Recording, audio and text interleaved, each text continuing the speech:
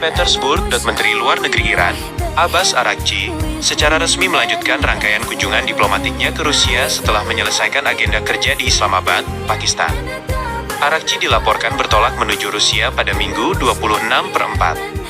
Pihak Kementerian Luar Negeri Iran mengonfirmasi bahwa kunjungan ini merupakan langkah strategis untuk memperkuat koordinasi antar negara. Selama di Rusia, Araghchi dijadwalkan mengadakan pertemuan intensif dengan sejumlah pejabat senior pemerintahan setempat.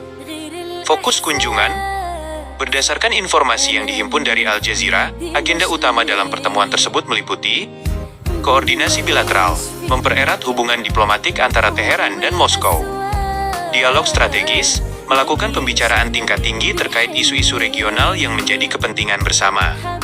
Kunjungan ini menandai aktifnya peran Iran dalam menjalin komunikasi dengan mitra strategis di kawasan Eurasia.